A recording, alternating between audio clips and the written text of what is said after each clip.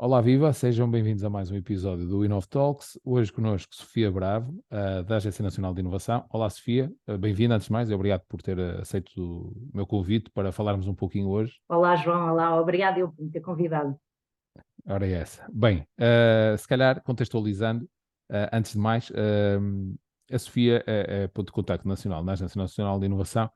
Quero-nos começar por contextualizar, também para quem não conhecer, eu diria que a maior parte das pessoas conhecem, mas pode sempre haver alguém que não conhece. Quem é que é a Agência Nacional de Inovação e qual é o papel, no fundo, da Agência Nacional de Inovação no ecossistema da inovação em Portugal?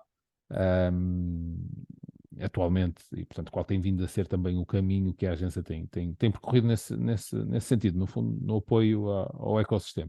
Bem, a Agência Nacional de Inovação, começo por dizer que este ano, eu estava há bocado a fazer as contas, porque a Agência Nacional de Inovação foi criada em 1993, portanto, este ano vai fazer 30 anos, não é?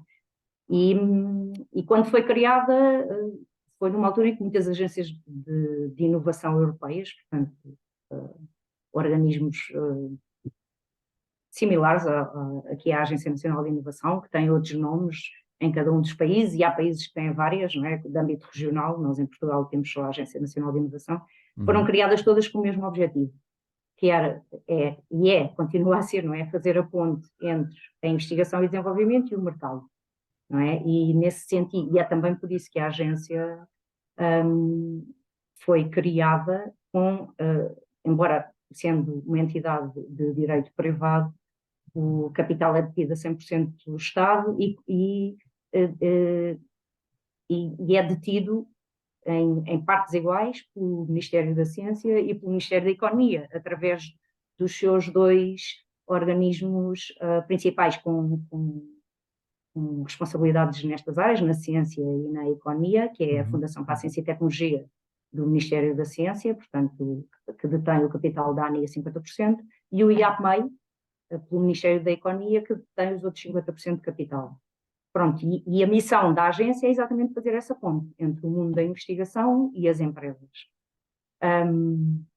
Eu não estive na fundação da Agência de Inovação e, portanto, não sei falar do que foram os planos iniciais, mas conheço mais ou menos a história da agência e o que vos posso dizer é que a agência tem vindo muito, em grande parte, a desempenhar esse papel de fazer a ponte entre o mundo da ciência e, e das empresas, muito usando como instrumento depois os dinheiros públicos que foram sendo direcionados exatamente para juntar empresas e investigação para se trazer novos produtos para o mercado, para se desenvolverem novos serviços baseados em tecnologia, para tornar as empresas mais competitivas, desenvolvendo otimizações de processos, etc.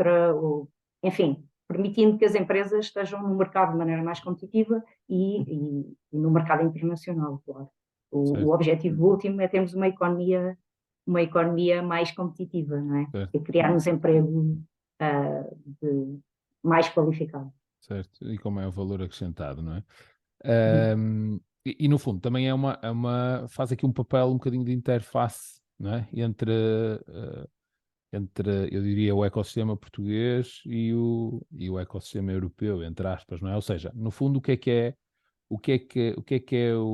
que são os pontos de contacto nacional, que, regra geral, e corrijam-me se estiver a dizer alguma asneira, estão centrados na Agência Nacional de Inovação, embora depois existem imensas áreas, não é? Portanto, existem imensas áreas, cada ponto de contacto nacional é responsável por determinado tema, não é? E área. Uhum.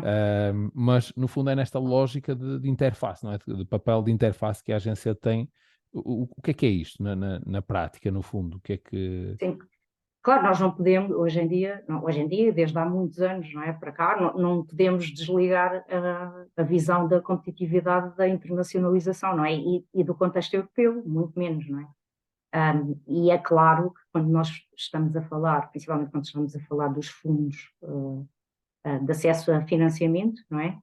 Um, e para estas atividades que implicam maior risco, não é? E é por isso que são criados, que há este espaço de política pública por causa do risco, não é?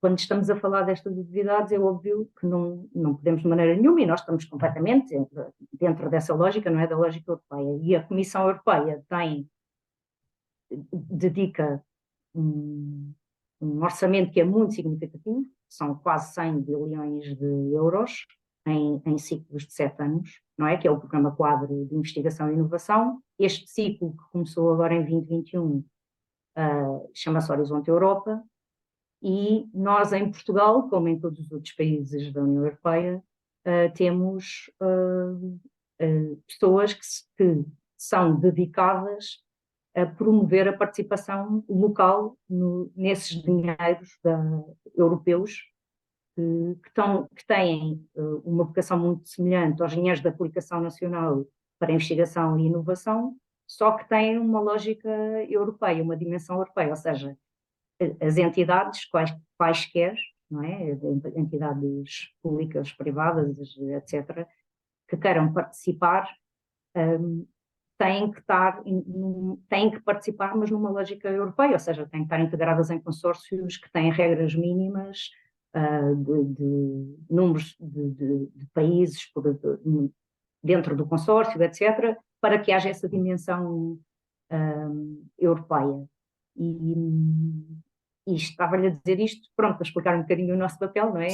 O nosso papel, como a maior parte das pessoas deve calcular, é um bocadinho de tradução, porque e as pessoas sabem isso, e eu acho que são muito sensíveis a essa questão, que é os dinheiros são, e estes dinheiros públicos são, como é que eu ia dizer, um labirinto, não é? De regras, a que acresce todo o jargão, toda uma lógica da organização dos dinheiros de acordo com lógicas próprias, nem sempre são as mais óbvias, não é? Para quem não esteve na definição das regras, etc. Portanto, é sempre preciso que haja quem tenha, por enquanto, não é? Pode ser que um dia se encontre um modelo de simplificação tal permita que qualquer pessoa sem cultura nenhuma sobre estes fundos e estes dinheiros consiga descobrir facilmente o que está disponível, mas por enquanto acho que é muito difícil, até para nós que andamos aqui há uns anos, às vezes exige alguma dedicação, algum tempo para tentar perceber do que é que as coisas se tratam exatamente. E no fundo nós somos isso, somos tradutores. E tradutores da linguagem em si, não é? De toda esta, do perceber do que é que estamos a falar exatamente, ou quando abre uma medida nova, ou perceber exatamente o que é que se está a falar, para que é que serve aquele dinheiro, vai pagar o quê, etc. E depois também somos muito, ajudamos também as pessoas a perceberem as regras, como é que podem estar, não é? E isso eu acho que isso é mais uma dificuldade adicional, que é mesmo quando se encontra o saquinho certo do dinheiro, há ainda também saber conhecer todas as regras legais, financeiras, por trás de todo aquele dinheiro, enfim. Pronto. Eu não queria assustar ninguém, mas mas a boa notícia é que há ajuda disponível, não é? E nós somos essa ajuda. E pronto, e fazemos parte, e estava-me a perguntar também pela rede, e acho que essa informação é importante, a Agência Nacional de Inovação, efetivamente, tem uma grande parte das pessoas que são pontos de contacto nacional para o Horizonte Europa, mas há outras entidades que têm pontos de contacto nacional também, por exemplo, para a saúde, temos os colegas da AICID, que é uma agência especificamente dedicada a essas questões da saúde, ensaios clínicos, etc. E para o espaço temos os colegas da Agência Espacial, e ainda temos colegas na Fundação para a Ciência e Tecnologia que estão mais dedicadas às medidas que estão exclusivamente para a ciência. Sim. Certo. Sim, e depois ainda existe a área da cultura também.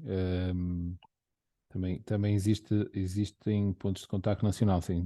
De facto, essa foi uma imprecisão minha, porque a ANI não é a única agência, no fundo, responsável. Vocês no fundo, Nós estamos mais... integrados numa rede que é um Exato, bocadinho que extravasa a ANI, sim, sim. certo.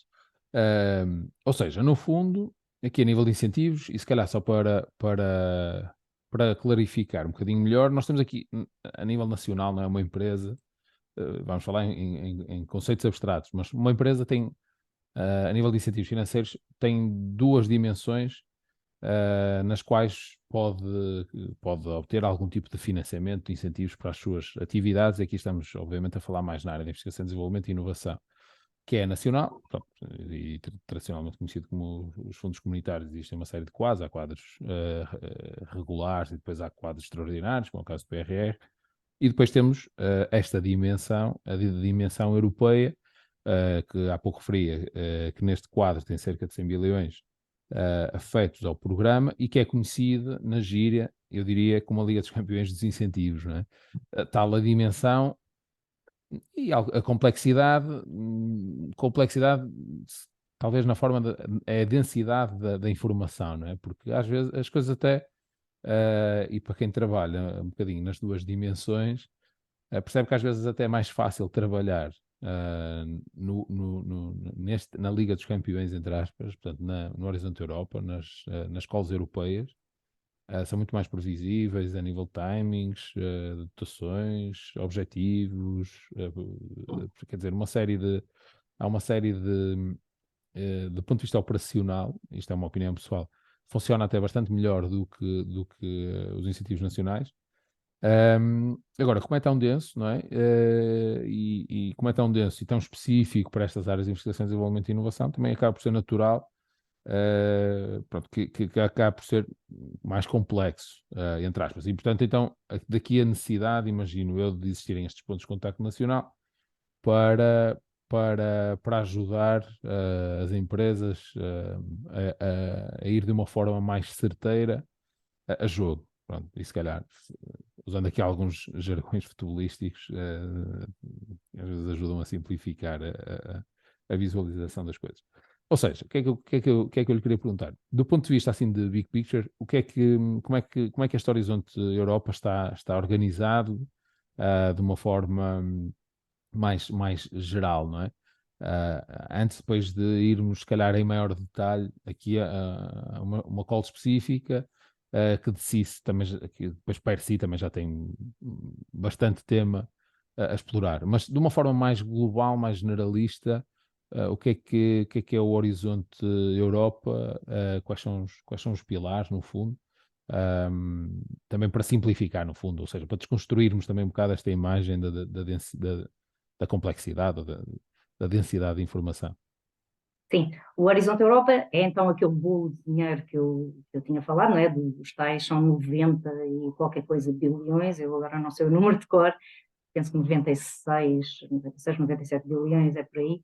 E, e esse bolo, como é que os burocratas organizaram o bolo, não é? Eles organizaram em três grandes caixas, aqueles chamam os pilares, não é?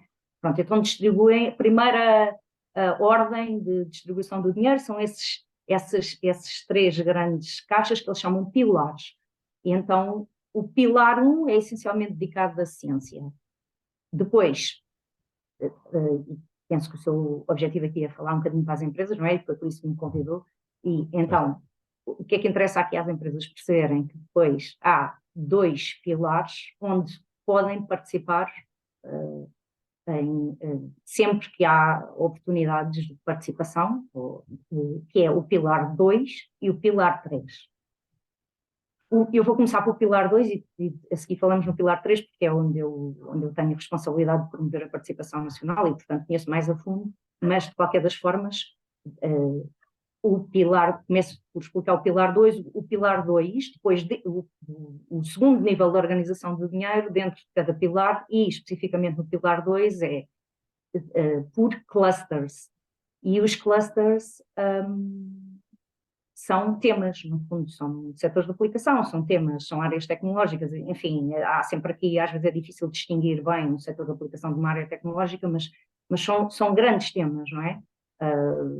E dentro de cada um desses temas abrem chamadas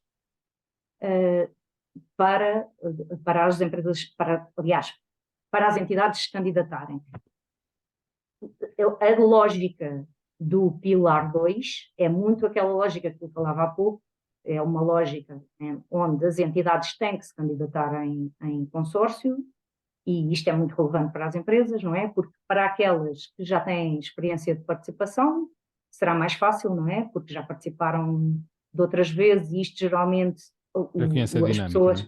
exatamente, estando já nessa dinâmica, depois torna-se ainda mais fácil voltar a participar, e porque cria-se logo uma dinâmica de networking, de trabalho em rede com outras entidades, etc., com outras entidades de outros países, que depois acabam por gerar também oportunidades de participação noutros projetos.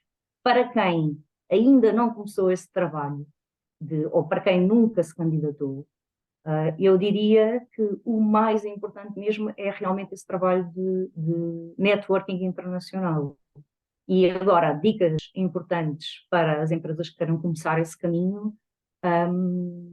Há coisas que são muito importantes e que devem ser feitas, como, por exemplo, manifestarem-se interessados, e isso pode ser um parágrafozinho escrito num e-mail e começar logo a abordar aquelas entidades que são as mais óbvias e que têm mais track record de participação nos programas quadro, neste tipo de calls para projetos de investigação e inovação. E quem são elas? São as universidades, não é?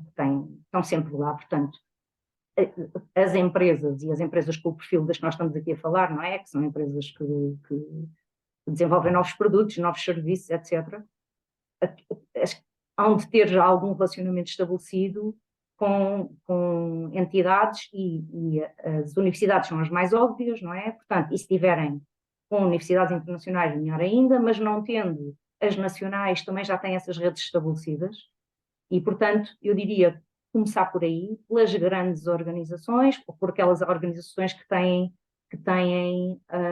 recursos afetos a este tipo de atividades, não é? Começar por aí, manifestarem-se interessados em participar, dizer eu quero começar a participar em chamadas, isso é um primeiro passo muito importante. Depois, há atividades específicas, e nós na Agência Nacional de Inovação temos também quem faça isso, no IAPMEI também há colegas que dinamizam a participação nos eventos que se chamam brokerage events, e estes brokerage events, muitos deles, grande parte deles, estão alinhados com a abertura das calls do Pilar 2, não é? Porquê? Porque as calls são temáticas, não é? Portanto, no Pilar 2 há sempre uma lógica que é bottom-down, desculpem, top-down, top-down, e essa lógica o que é que quer dizer? Quer dizer, é a comissão que define os temas fininhos dentro de cada assunto para o qual vai haver dinheiro numa determinada data para as entidades se candidatarem. Portanto, isso também tem um lado que é um lado bom, que permite depois às entidades que estão no terreno a tentar promover a participação, que se organizem de maneira a promover atividades de apoio a essas chamadas específicas. E há esses eventos que têm o objetivo de juntar quem está interessado em participar nessas calls, que chamam-se brokerage event, e onde também podem participar. O conselho que eu dou vão sempre bem preparados, ou seja, no sentido de tenham objetivos vossos para a participação. E isso permite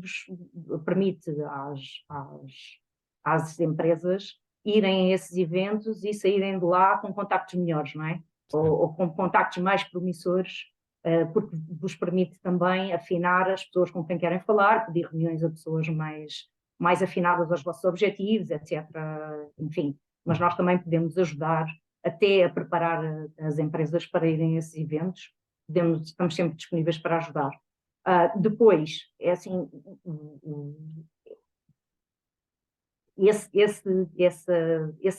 essa competência do networking é talvez a competência mais importante para se estar no programa quadro, e principalmente no Pilar 2, que é esse pilar onde tem que se participar sempre inserido num consórcio. Depois, o que é que temos? Além dos dinheiros do Pilar 2, que são para projetos em consórcio, e há outras há ali umas outras iniciativas que são para projetos mais estratégicos, de grande dimensão, etc. E nós temos lá na ANI, onde as empresas também podem participar, mas são projetos de maior dimensão, que a Comissão Europeia tem esta visão, não é, de que há questões de futuro específicas que têm que ser endereçadas e que são grandes desafios do futuro para ser resolvidos, como o clima e todas as questões que contribuem para aí, enfim, a energia, há uma série de questões, a saúde dos oceanos, etc. E pronto, isto era só para complementar a informação dos clusters no Pilar 2. Há dinheiro no Pilar 2 para objetivos assim mais estratégicos também, e as empresas também podem se informar sobre modos de participar, e nós temos colegas na agência que estão disponíveis para fazer isso. Certo. Depois o Pilar 3. Desculpe, se me permitir interromper, só para fazer uma questão ainda dentro do Pilar 2. Esses eventos, regra geral, são temáticos? Ou seja, sim, são era o que por dizia. tema, não é? São de acordo com os Exatamente. clusters, não é? Estão alinhados com os clusters. Exatamente. Ok. Estão alinhados, às vezes, mesmo com as Com os chamadas, próprios não é? polos, não é? Exatamente. Ok, pronto, perfeito. Exato.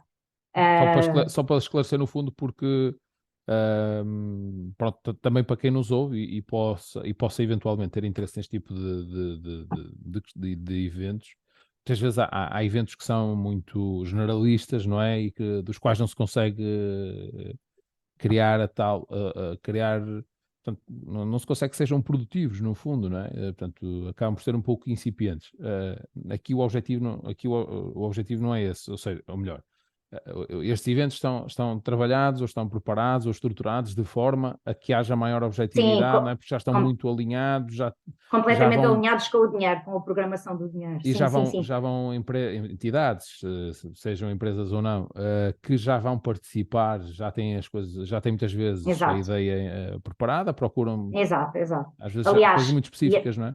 sim, até para complementar isso, o que eu lhe posso dizer é, há eventos desses que tanto a rede dos MCPs como uma outra rede que a Comissão Europeia tem também, que é o Enterprise Europe Network, e às vezes até em conjunto, há eventos desses que são organizados, a maior parte é organizado por essas redes, e essas redes, e principalmente a Enterprise Europe Network, têm também ferramentas para disseminar procuras e ofertas de parceiros, mesmo que não sejam só destinadas à participação nesses eventos, nesses brokers eventos, ou seja, há sempre ongoing a possibilidade de se procurar parceiros a nível europeu, ou de se oferecer, ou de dizer eu estou interessado em participar num projeto e tenho estas competências para oferecer. Há sempre essa possibilidade de o fazer, mesmo quando não estão a decorrer eventos dedicados a determinadas chamadas, essa possibilidade existe sempre. E isso também é uma maneira, e geralmente traz sempre resultados, porque há muitas entidades a nível. Esta rede é uma rede já muito antiga, que funciona há muito tempo, e há sempre muitas entidades na base de dados que estão à procura e a oferecer possibilidades de parceria, etc. E traz sempre resultados. Agora, não se deve fazer só isso, não é? Na minha opinião, não se deve fazer só isso, porque esses resultados vai haver resultados dessa procura, mas vão ser entidades que as empresas não conhecem de lado nenhum, não é? Ou seja, eu costumo dizer às pessoas, batam sempre primeiro às portas quentes, é sempre melhor primeiro falar com quem já nos conhece, já colaboraram connosco numa circunstância qualquer, no âmbito de um projeto ou não, ou uma colaboração qualquer, uma prestação de serviço, sei lá, qualquer coisa, qualquer tipo de colaboração, ou nós temos uma pessoa que nos conhece e que trabalha numa universidade, numa grande empresa, etc. E é sempre mais fácil, como é óbvio, não é? Em qualquer coisa na nossa vida, é sempre mais fácil nós conseguirmos uma colaboração com alguém que já confia em nós, não é? E que sabe portanto, isso é uma possibilidade e deve ser tentado também. Eu acho que é sempre melhor começar a bater às portas quentes e fazer esse percurso por aí e usando logo aqueles que já têm um track record de grande participação, etc. Porque isso mais cedo ou mais tarde vai dar resultados. É dizer eu quero entrar e quem nos conhece, quer dizer, mais cedo ou mais tarde vai estar num projeto qualquer e as empresas são necessárias porque é sempre um fator de distinção para os projetos quando tem a indústria envolvida, não é? A indústria tem sempre um papel muito importante nestes dinheiros para aplicar a inovação e, portanto, para os consórcios é muito importante terem a indústria envolvida e, portanto, isso, mais cedo ou mais tarde, eles vão acabar esses contactos vão acabar por dar resultado. Era isto que eu queria dizer também. Certo, até porque neste pilar, quer dizer, isto é um bocado transversal, mas neste pilar ainda mais é particularmente importante a transferência de tecnologia, não é? No fundo, e daí valorizar nos consórcios o facto de existirem entidades de todas as, portanto, desde o sistema científico e tecnológico, depois ao lado das empresas. Exatamente.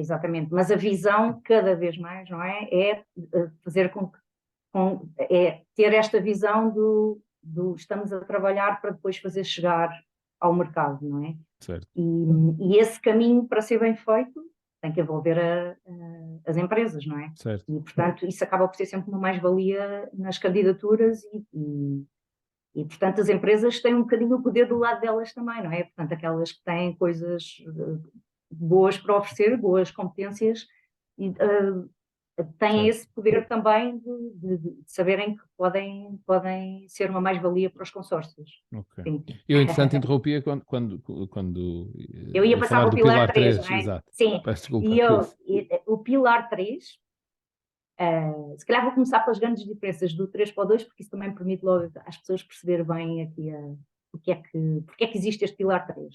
Este Pilar 3, no fundo, é uma novidade deste programa de quadro, no sentido que há aqui dinheiros do Pilar 3 cujas lógicas já existiam também no Horizonte 2020, mas que agora no Horizonte Europa, que é neste novo ciclo que começou em 2021, se estabeleceram de maneira se estabeleceram-se agora essas lógicas de uma maneira mais efetiva. E qual é a grande diferença as grandes diferenças entre o Pilar 2 e o 3 é que, embora as empresas possam participar em todas as calls do Horizonte Europa, não é? Mas o Pilar 3 é onde está o dinheiro que está mais vocacionado para as empresas e onde estão algumas medidas onde as empresas se podem candidatar individualmente. Isto é muito relevante. E no Pilar 3 há uma outra lógica também, que é diferente do Pilar 2, onde eu expliquei que as escolas são top-down, ou seja, os temas, as escolas, os dinheiros ficam abertos para candidatura, para financiar projetos por temas sempre definidos de acordo com uma agenda, que é a agenda da Comissão Europeia, não é? Uhum. Para esses temas. Enquanto que no Pilar 3 há uma grande parte do dinheiro que é bottom-up, ou seja, não tem temas definidos, chamam-se calls, o nome que eles dão às calls a essas chamadas para financiamento é open, ou seja, ao contrário das outras, não é? Que são fechadas a determinados temas, estas são abertas, são calls abertas. O que isto quer dizer é que qualquer projeto em qualquer área se pode candidatar. Pronto. Agora, afinações importantes do Pilar 3 e eu agora vou afinar aqui ao orçamento, ao maior orçamento do Pilar 3, que é o do European Innovation Council, que tem mais de 10% dos dinheiros do Horizonte Europa, o que é muito significativo. Para quê? Para conseguir fixar na Europa as grandes tecnológicas mundiais, não é? Que nos estão a fugir, não é? By the way, em alguns casos, historicamente. Eu não diria que elas nos estão a fugir, eu diria que elas não ficam, simplesmente não estão cá, não é? Sim, algumas não estão cá, outras acabam por... Nós temos alguns casos em Portugal, não é? Alguns dos famosos, entre aspas, unicórnios, não é? Acabam por se deslocar. Pronto, é normal, é o que é. Mas no fundo a ideia é um bocadinho essa, não é? É tentar reter esse tipo de... Exatamente. O European Innovation Council foi criado porque para exatamente se trabalhar um bocadinho ou fazer uma tentativa, não é, de trabalhar nessa diferença abismal que há entre os Estados Unidos e a Ásia e alguns países asiáticos e a Europa, não é? A diferença que nós temos entre essas duas regiões do mundo, para com essas duas regiões do mundo, que é assim abismal. Nós investimos muitíssimo em criar novo conhecimento e temos muitos bons resultados a esse nível, mas depois, por vários fatores, fala-se muito na cultura da aversão ao risco, etc., no facto dos fundos não investirem tanto em fases tão arriscadas como se investe nos Estados Unidos e noutros países, mas há uma série de outros fatores, não é? Como as pessoas devem compreender, a Europa é um mercado muito fracionado, nós falamos muitas línguas diferentes, há às vezes interpretações para regras que são diferentes também, há normalizações diferentes, enfim. Não deixam de ser países diferentes, não é? Também, na verdade. Exatamente, sim. Há ainda muito a fazer a esse nível, não é? Que é mais difícil de fazer do que numa federação, não é? É bastante mais difícil. Portanto, enfim, podia-se agora discutir aqui muito essa questão, mas não é esse o nosso objetivo. Aqui o objetivo é explicar que houve uma política, antes deste programa quadro, que quis que houvesse um orçamento especialmente dedicado a tentar reter na Europa esses negócios que têm o potencial para se tornarem gigantes a nível mundial. E a visão da parte da Comissão sobre onde devia de investir o dinheiro recaiu sobre o Deep Tech. Isto é muito importante para as pessoas perceberem qual é a afinação do dinheiro do European Innovation Council. Pois os que estiverem interessados em candidatar-se, se realmente não estiverem dentro desta afinação, será muito difícil, não é? Conseguirem candidatar-se aos dinheiros do European Innovation Council. E o que é que a Comissão Europeia considera como Deep Tech? Portanto, a definição da Comissão é Deep Tech é tudo o que saiu do laboratório, não é? Com resultados que são solução para problemas aos quais a tecnologia ainda não consegue dar solução. No fundo é isto. E que para se manterem na liderança, e aqui estamos a falar de empresas, não é? Uma empresa que faz investigação e desenvolvimento ou que está a tentar fazer um negócio a partir de um resultado de investigação e desenvolvimento e que tem uma dessas soluções que eles chamam de disruptiva, não é? Nas mãos, porque vai obrigar a própria indústria a adaptar-se à sua solução. A própria indústria vai ter que se adaptar exatamente porque eles têm uma solução em mãos que é nova, que resolve um problema, mas resolve o problema de uma maneira nova, não é? E para a qual a tecnologia ainda não dá a solução.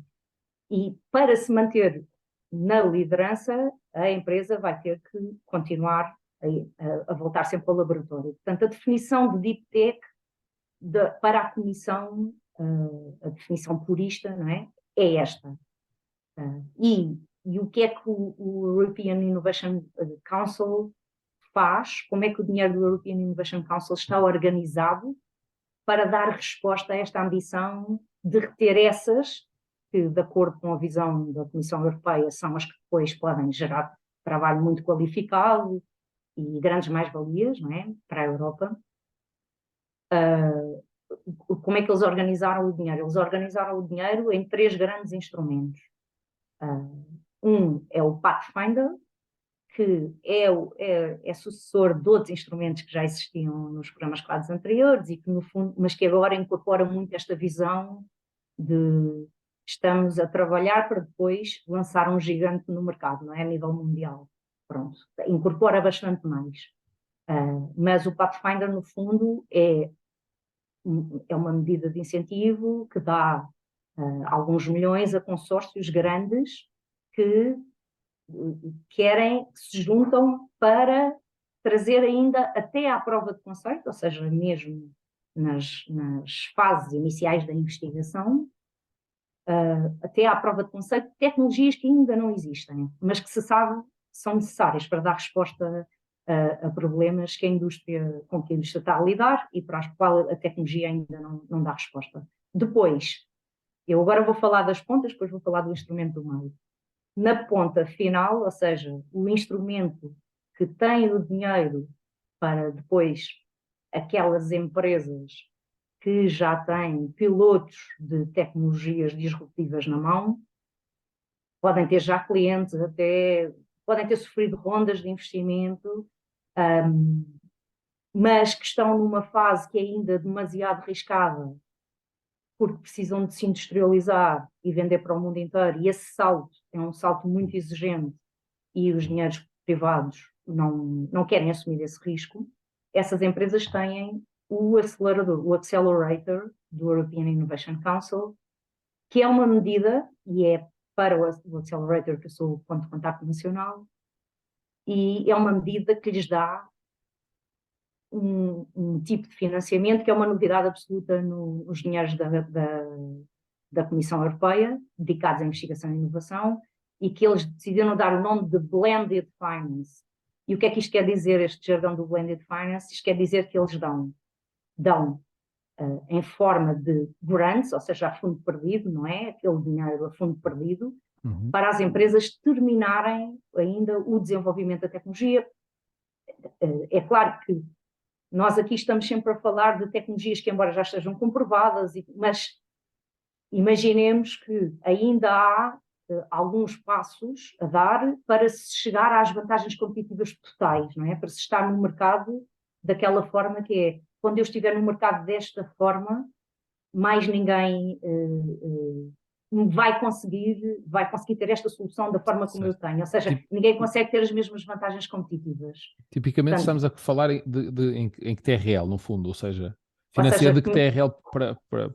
Financia a partir do piloto, não é? Que em linguagem de TRL, para quem não sabe, o TRL é o Technology Readiness Level, portanto, é o nível de prontidão da tecnologia, digamos assim, e tem que estar ali no 5, 6, que é, mas mais para o 6, que é tem que ter comprovação, ou seja, tem que estar pelo menos num piloto e preferencialmente num ambiente pouco controlado. E o que é que isto quer dizer? Quer dizer que têm que ter já comprovação em ambiente real e comprovação dos stakeholders na cadeia de valor de que aquilo faz sentido e faz sentido da forma como se quer fazer, apresentar no mercado, não é? Com a estratégia que está pensada para se estar no mercado. Tem que haver já, e claro que se as empresas não tiverem comprovação em ambiente pouco controlado, também não vão conseguir fazer uma candidatura que na cabeça dos avaliadores esteja a dar resposta a tudo o que eles vão avaliar, nomeadamente se o modelo que estão a propor para estar no mercado faz sentido, se estão todos os stakeholders envolvidos, se têm tudo o que precisam para conseguirem escalar aquele negócio a nível mundial, etc. É preciso dar muita informação em sede de candidatura para se aceder a este dinheiro. E claro, quando não há ainda essa experiência de relacionamento com stakeholders, de comprovação, etc., também vai ser mais difícil fazer a candidatura. Ou seja, isto é um jogo, não é? De contar, de ter uma boa história para contar. O que eu estava a dizer é que eles dão esse dinheiro a fundo perdido, dão até 2,5 milhões a fundo perdido e depois permitem às empresas que peçam até 15 milhões em equity. Portanto, a Comissão Europeia criou um fundo, não é, que vai investir também no capital das empresas. E isto porquê? Porque a visão deles é de que, para já, quer dizer, há aqui uma razão de fundo também, que é aquela de não se pode dar dinheiro a fundo perdido para atividades comerciais, não é? Portanto, só se pode pagar antes das coisas chegarem ao mercado. Certo. Mas como a visão do Accelerator é nós queremos ter a certeza que as empresas vão tentar fazer o go-to-market, exatamente, como nós queremos assegurar que elas têm as condições que precisam para pelo menos tentarem fazer o go-to-market, eles arranjaram este modelo, não é? E é esse modelo que eles chamam o Blended Finance. Portanto, no total, as empresas têm ali um espaço para pedir até 17,5 milhões. Que é opcional, não é? Desculpe interromper. Sim, depois há aqui. A parte do financiamento. Depois há aqui várias variações. Este instrumento acaba por ser um bocadinho complexo por causa disso, né? Porque dá tantas possibilidades e como há várias coisas envolvidas, a grant, o equity, não sei o quê, depois há aqui um conjunto de variações possíveis, não é? Mas o importante é as empresas também perceberem que até o que pedem e a maneira como pedem tem que contribuir para contar a história certa.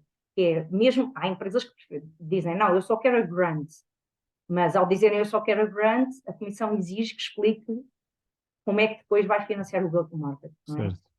Tem que ter isso garantido. Ou eu quero primeiro a grant e depois é que eu estar em condições de conseguir negociar o equity. Isto pode ter a ver com várias coisas, geralmente isto aplica-se mais a coisas que estão ainda em fases muito iniciais, por exemplo, no setor da biotecnologia e principalmente na saúde, as empresas que chegam ao acelerador, muitas empresas chegam ao acelerador naquela fase antes dos ensaios clínicos. Têm os pré-clínicos feitos, mas os ensaios clínicos custam 18 milhões, 20 milhões, não é? E eles vão ao acelerador exatamente por isso.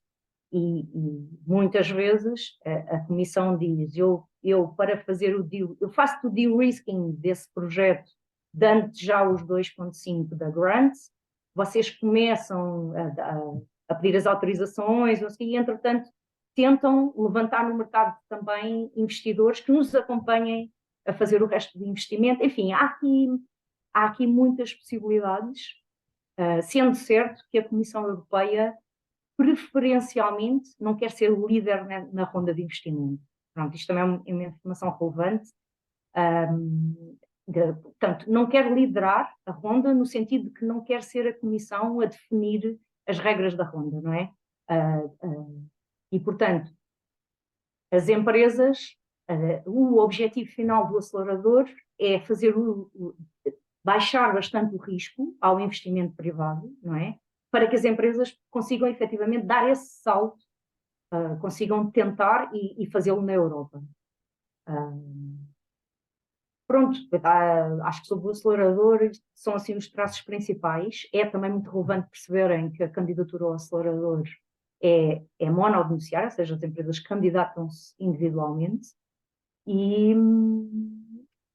tem 3 fases. A candidatura é feita em três fases. A primeira é um filtro inicial que a Comissão quer fazer para ter certeza que são os projetos que se está à procura para o acelerador, e é uma candidatura onde se dá menos informação, embora ainda assim se tenha que dar alguma, mas dá-se menos informação, a resposta vem em até 4 semanas, é bastante rápida a resposta, e o que a Comissão faz é dar um go, e tendo um go, as empresas depois fazem a candidatura à segunda fase, que eles chamam a full application. Essa sim é uma candidatura que dá bastante mais trabalho a fazer, e quando as empresas têm um go na full, a Comissão convida para irem a uma entrevista. Para terem um go na full, ao contrário da primeira fase, em que as empresas são avaliadas por 4 avaliadores e basta que 2 digam sim, é um projeto para o acelerador, na segunda, na full application, os 3 avaliadores têm que ser unânimes, todos têm que achar que é, e eles estão sozinhos a trabalhar,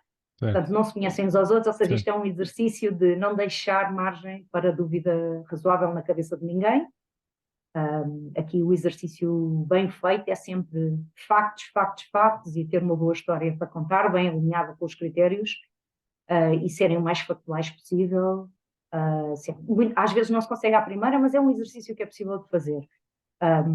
Depois, quando tem um go na full, vão a uma entrevista, e é na entrevista é que se decide se as empresas são financiadas ou não. Portanto, isto é um caminho que se faz. O caminho também é importante, porque eu acho que acaba por, principalmente em ecossistemas onde não há muito treino, não há muita cultura de acesso a financiamento, não é? Que eu penso que é um bocadinho o caso de Portugal, não há muito essa cultura, principalmente de acesso de financiamento de muitos milhões. E este processo de candidatura ao acelerador acaba também por ser um treino para as empresas, que me parece muito relevante. Essa fase da entrevista é uma espécie de um pitch, não é? Não é uma espécie, é um pitch. É um pitch,